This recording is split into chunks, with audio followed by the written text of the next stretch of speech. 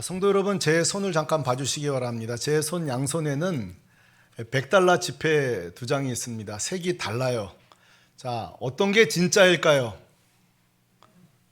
맞추는 분에게는 굉장히 여러분 눈빛이 이렇게 진지한 걸 처음 보게 되는데요. 어떤 걸까요? 자, 아쉽게도 두 장 다 가짜입니다. 제가 오늘 설교용으로 프린트해 온 것인데 이런 걸 우리는 이제 위조 지폐라고 하죠.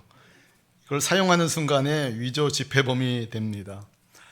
자, 모든 은행들은 다 위조 지폐와 전쟁을 치르고 있습니다. 위조 지폐 찾아내는 이 파수꾼들을 위조 지폐 감별사, 위폐 감별사라고 하는데요. 외국에는 유럽에는 위폐 감별사가 참 많은데 아시아의 최초 감별사가 우리나라에 여러분 있는 거 아십니까? 우리은행의 신도섭 부장이세요. 이분은 20조 이상 가까이 달러를 만지는데 한 번도 실패한 적이 없습니다. 이분이 인터뷰하는 내용을 제가 본 적이 있는데 이렇게 묻습니다. 도대체 당신은 얼마나 20년 동안 많은 위조 지폐를 만졌으면 이렇게 실수 없이 찾아낼 수 있냐는 거예요. 자, 여기에 대한 신부장은 뜻밖의 이야기를 합니다. 자기가 20년 전에 처음 이 위폐 감별사 업무를 맡고 시작할 때에 하루 종일 위폐만 만질 줄 알았다는 거예요. 그렇잖아요. 위폐를 많이 만져봐야 되니까. 그런데 20년 동안 하루도 빠짐없이 하는 일은 위폐가 아니라 진짜 화폐, 진폐 달러만 만졌다는 거예요. 그분이 이런 말 합니다. 진폐를 만지다 보면 가짜 지폐를 구분할 수 있다는 거예요. 한 번 더요. 진폐를 계속 만지다 보면 가짜를 찾아낼 수 있다는 거죠.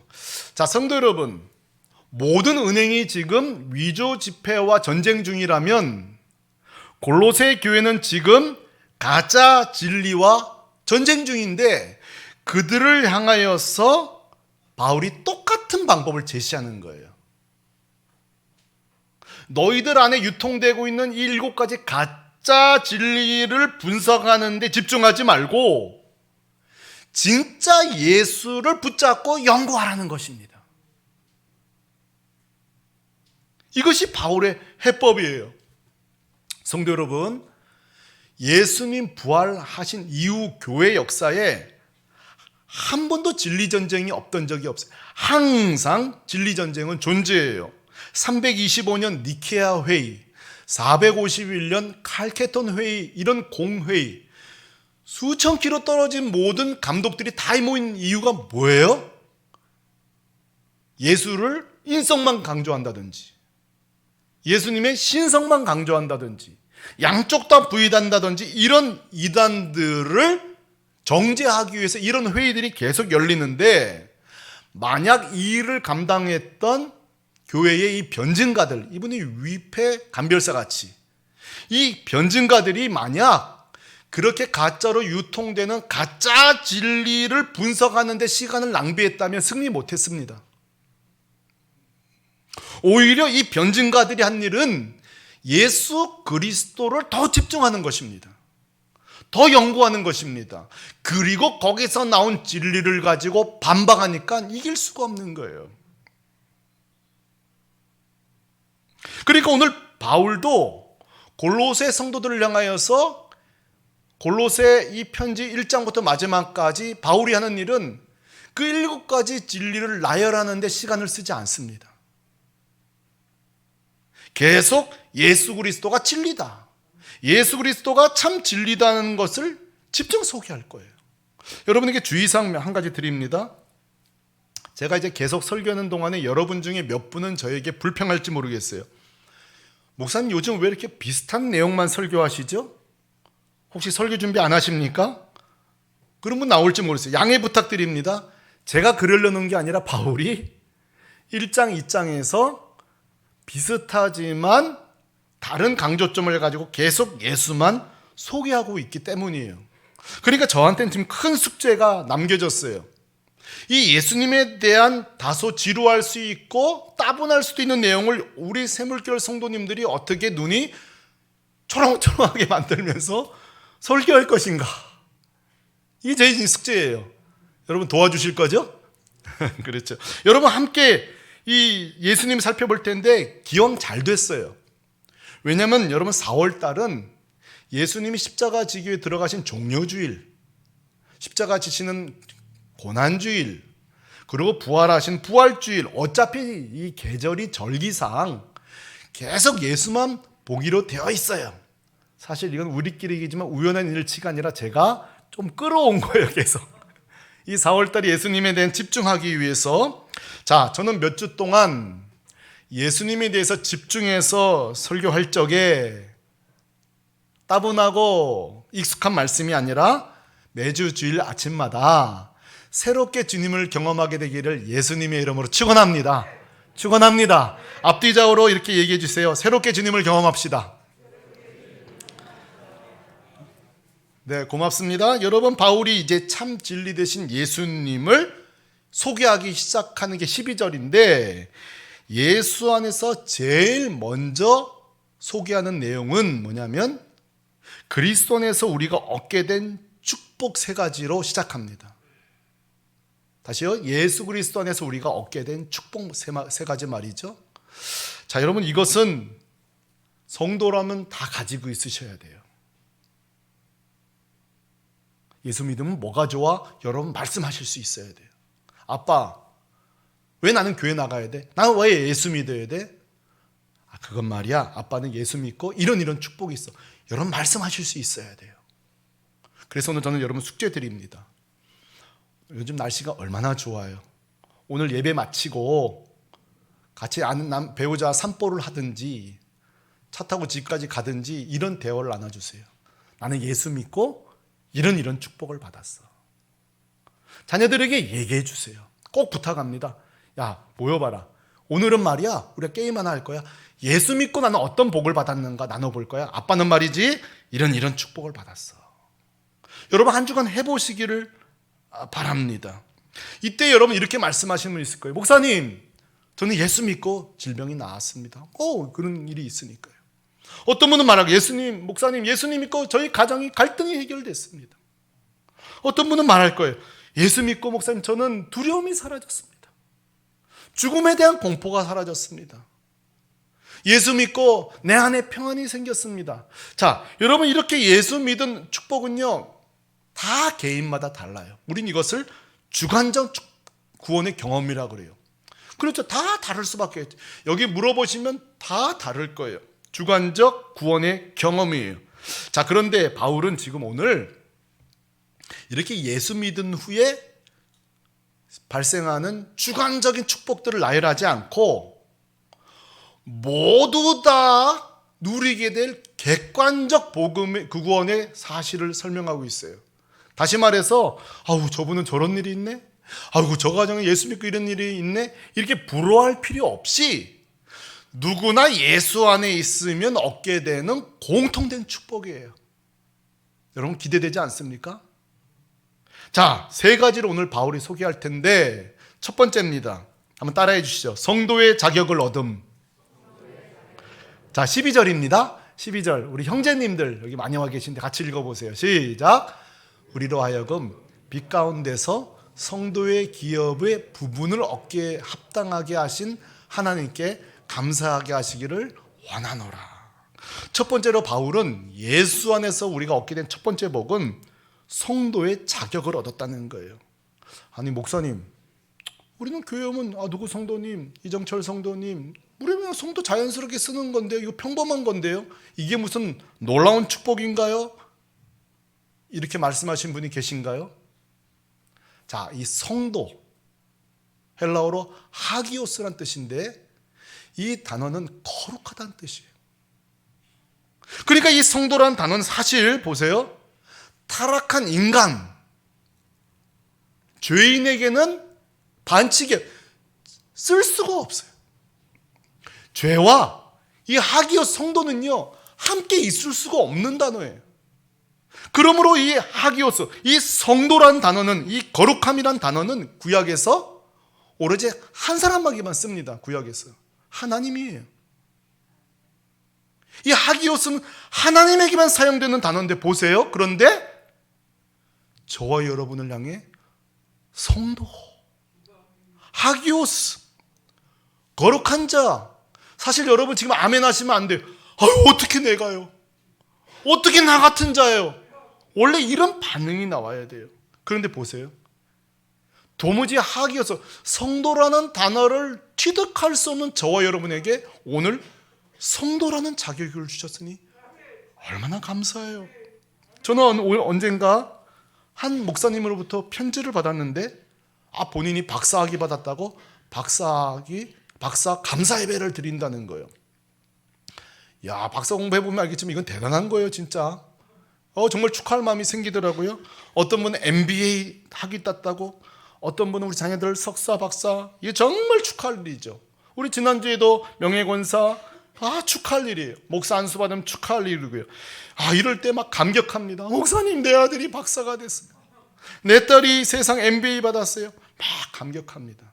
그런데요, 목사님, 제가 성도가 되다니요. 우리 집에 와서 성도 감사 예배 드려주십시오. 아직 제가 목회하는 동안 단 한 분도 못 만나봤어요. 목사님, 제가 성도가 됐습니다. 너무너무 감사해요. 오늘 올해 떡하겠습니다. 그런 분을 못 만나봤어요. 근데 이 하기오스란 단어를 제대로 깨달은 사람은요, 이 성도가 나에게 주었다는 게 얼마나 감사한지 몰라요. 이게 얼마나 놀라운 축복인지 몰라요.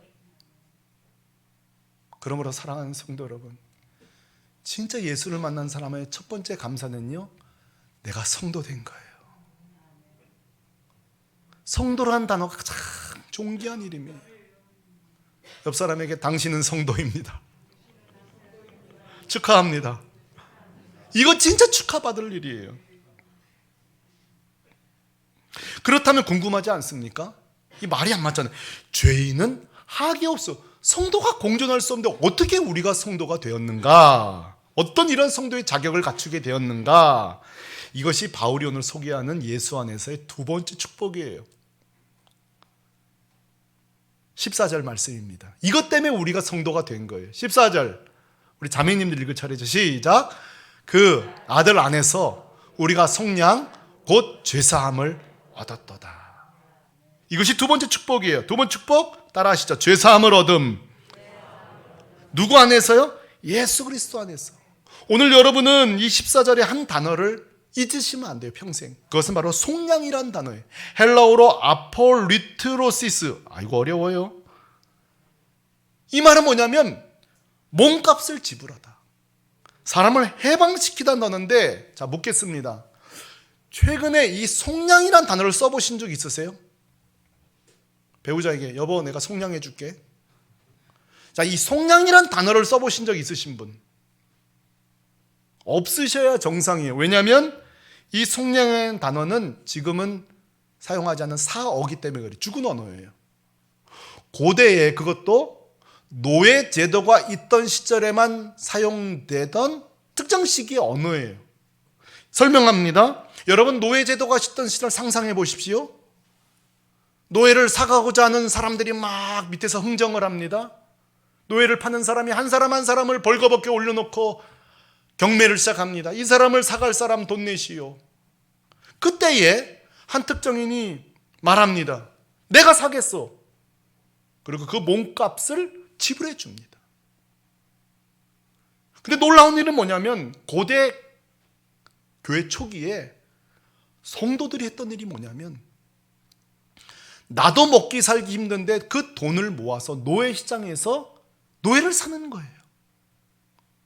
그리고 노예를 산 뒤에 이 두려움과 떨림 가운데 나는 도대체 또 어떤, 이 집에서 어떤 일을 할 것인가 두려워할 때 그에게 이렇게 선포합니다. 속량!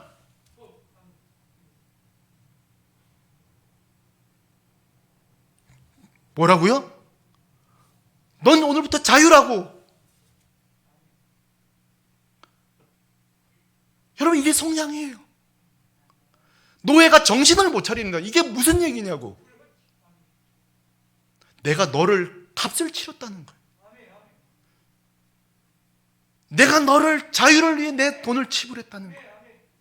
여러분, 이게 고대 그리스도인들, 이 고대 사회에 사용되는 속량이에요. 이 단어를 지금 예수님이 뭐라고 하는 거 아니? 십자가에서 우리를 대신 죽음으로 시고 우리에게 하신 말씀이 속량 이렇게 말씀하십니다. 내가 너의 죄값을 치렀다. 고대 노예 시장에서는 달러를 그 당시 화폐를 사용하겠죠. 요즘 여러분 우리는 뭐 살 때 루블, 달러를 지불합니다. 예수님 뭘 지불하셨습니까? 자기의 몸과 살과 피로 우리를 사신 거예요. 여러분 지금 보통 분들이 아니세요. 여러분이 지금 이 시간에 살아있는 이유는 예수님이 십자가에서 속량, 물과 피를 쏟으시며 값을 치렀기 때문에 우리가 구원받은 거예요. 성도가 된 거예요. 이 아침에 주님을 찬송합니다. 여러분 기억하세요. 요한복음 19장 30절. 예수님이 마지막 죽음을 앞두고 그 호흡이 까딱까딱 거리실 때 마지막 하신 말씀이 이 말씀이에요. 다 같이 읽습니다. 시작. 예수께서 신포도주를 받으신 후에 이르시되 다 이루었다 하시고 머리를 숙이니 영원히 떠나가시니라.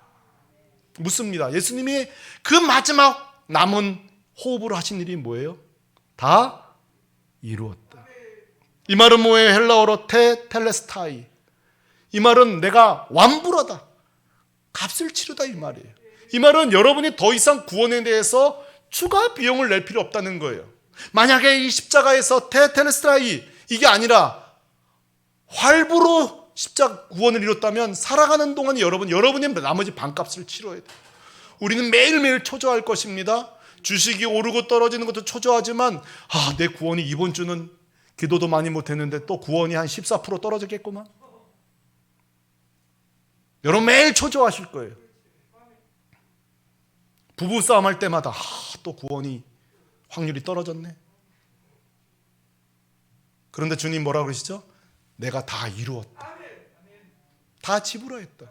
이 말은 뭐예요? 여러분에게는 선물이라는 거예요. 선물이 뭐죠? 돈 1원도 지불하지 않는 게 선물인 거예요. 그러므로 사도 바울은 어디 가든지 누구를 만나든지 제일 먼저 하는 것은 이 십자가 은혜예요. 로마서 3장 24절 이 복음의 정확한 정의입니다. 속량의 의미가 정확하게 담겨 있어요. 다 같이 읽습니다. 시작. 그리스도 예수 안에 있는 속량으로 말미암아 하나님의 은혜로 값없이 의롭다 하심을 얻은 자 되었느니라. 값없이.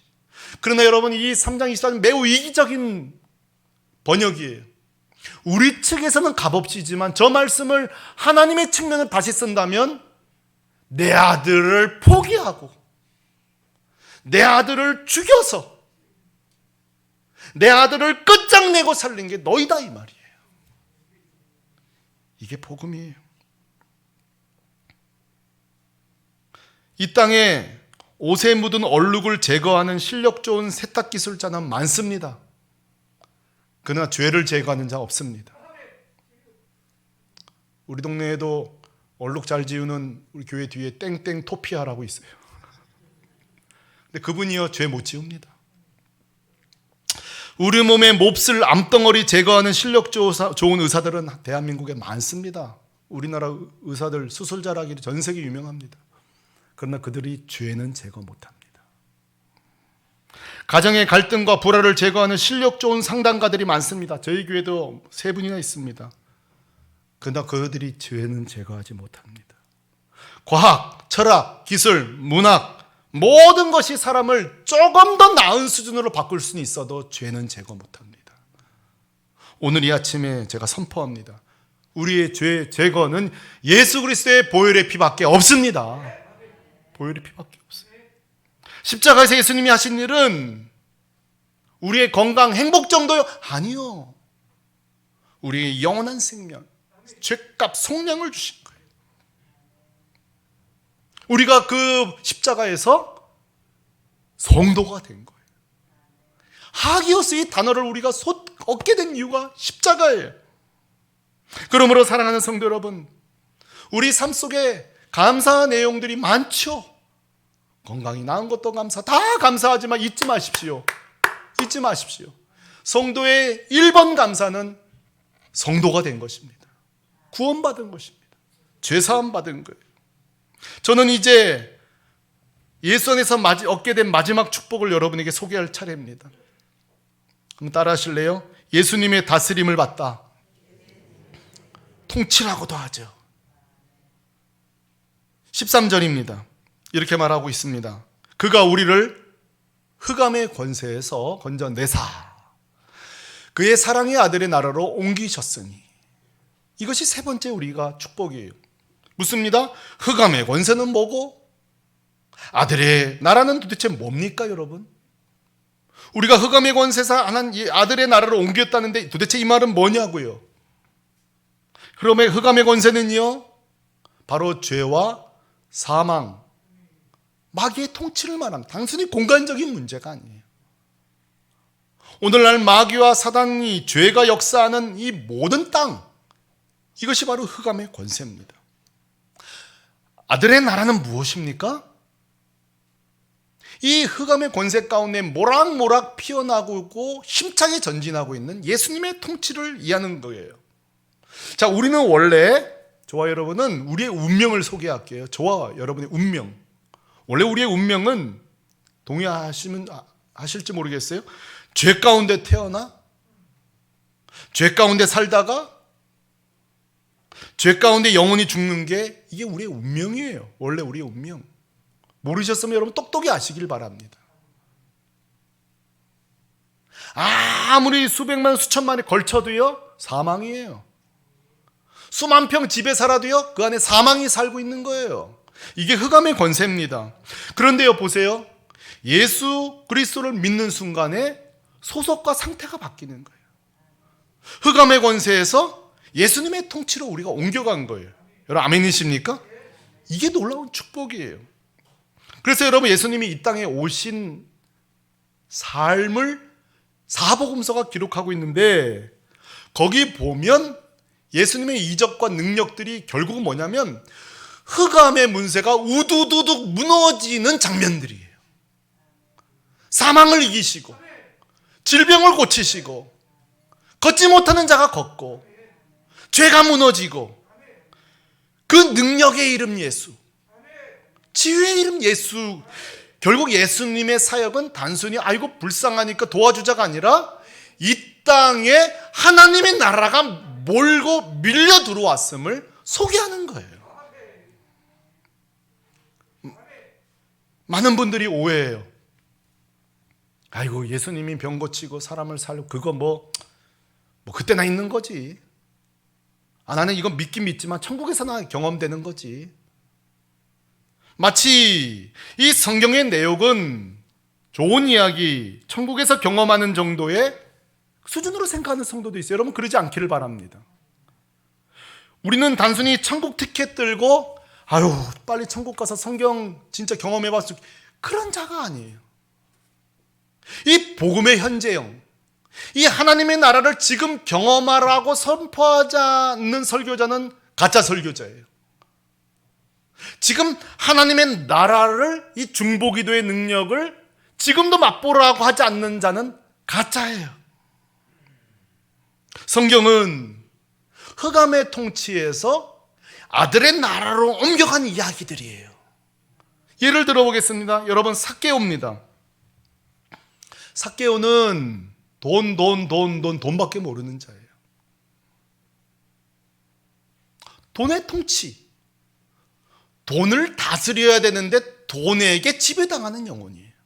그런데 예수 그리스도를 만나고 뽕나무에서 내려와서 예수 그리스도를 인격적으로 만나자 한 얘기가 뭐냐면, 당시 제도는 혹시 남의 도를 강탈한 걸 2배만 갚으면 되는데 뭐라고 하는지 아세요? 4배를 내놓겠다는 거예요. 이게 뭐예요? 비로소 돈에 다스림 받던 인생이 돈을 통치하기 시작한 거예요. 할렐루야. 이게 예수님의 권세로 들어가는, 경험하는 거예요. 반대로 흑암의 권세에 끝까지 남아있는 사람, 다른 유다죠. 그 제자로 남아있는 동기부여는 뭐냐면 그 재정 담당하고 있었거든요. 거기서 돈도 슬쩍 했고요. 그러나 마지막 회개할 기회를 놓치고 계속 흑암의 권세에 있어요. 여러분 성경에 보면 귀신 쫓는 장면이 얼마나 많이 나옵니까?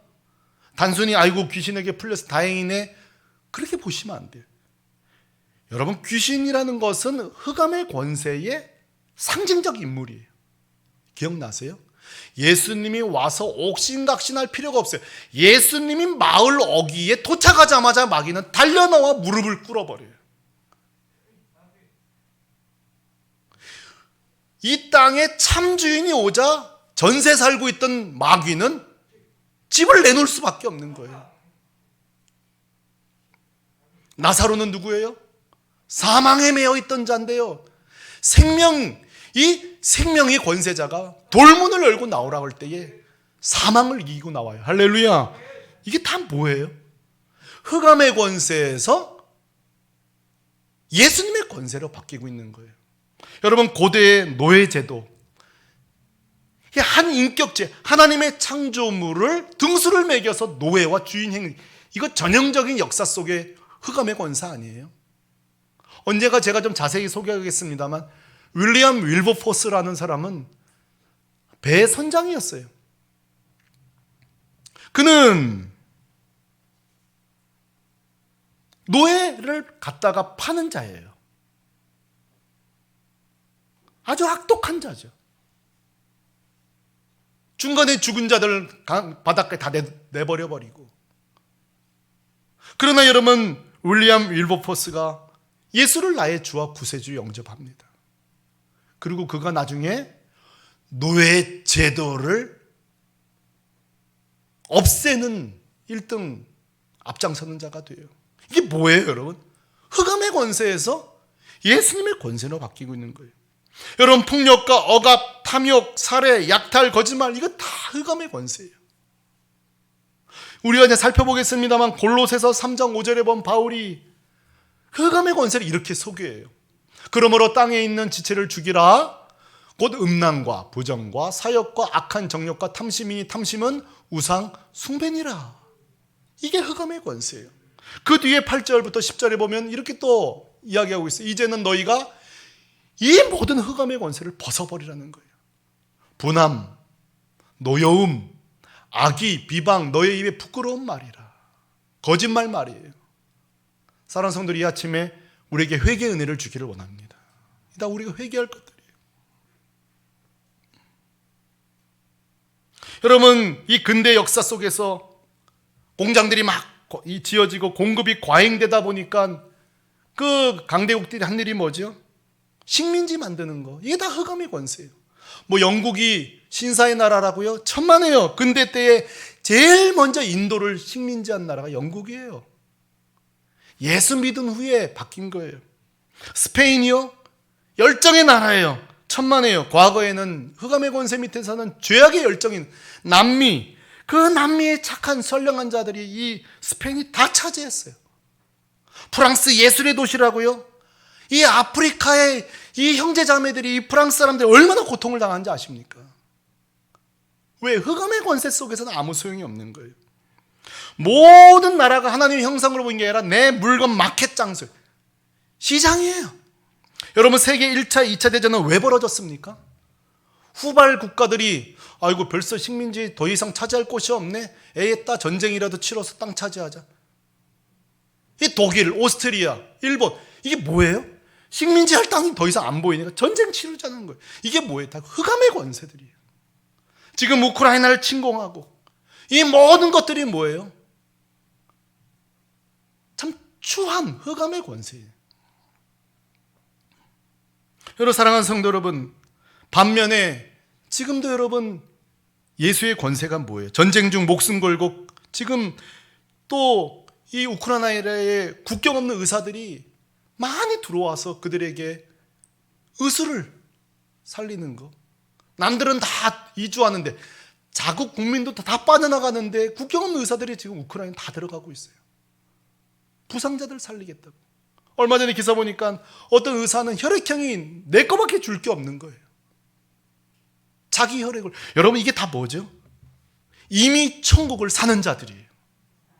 이미 예수의 권세를 살고 있는 자들이에요. 성도는 누구십니까? 바로 예수 안에서 흑암의 권세를 깨트리고 예수님의 통치를 경험하는 자들이에요. 저는 우리 샘물교회가 시간이 흐를수록 너무 좋습니다. 우리 교회 사실 넉넉하지 않아요. 그런데도 작년에도 올해는 청각장애인들을 도웁시다 해서 다다음 주 우리 장애인주일이거든요. 그때 신혼일동의 청각장애인 가정들을 도왔어요. 또 겨울에 여러분의 헌금으로 독거노인들 장판들 다 많이 해줬는데 세상에 모자랄 정도로 다 가져갔다는 거예요. 또 이 나그네된 목사들, 목회 인지가 없는 분들 모셔서 설교하자 그럴 때 반대하는 분들이 없어요. 이번에도 어떤 협동 목사 또 이렇게 모시자 그럴 때 우리 장로님 다 허락해 주시는데 감사한 거는 또 어떤 분이 교회가 우리 협동 목사에게 사례를 못 주거든요. 근데 어떤 분이 그분 떠날 때까지 그분 사례를 주라고 지정금을 또 내주시고 계세요. 지금 내가 얼마나 감사한지 제가 깨달은 게 있어요. 아, 그렇구나. 우리가 예수의 통치 가운데 방향을 정하면 주님은 방법을 내놓으시구나. 이번에 우크라이나를 통해서 헌금할 때에 저희 장로님들 아무도 반대하는 사람이 없어요. 코로나 걸렸을 때 세상에 너의 자식을 집에 데려다가 며칠 또 돌봐주는 가정도 있고요. 여러분, 이게 다 뭐예요? 이 깍쟁이 흑암의 권세 세상 가운데 예수님의 통치 가운데 살고 있는 자예요. 저는 말하고 싶어요.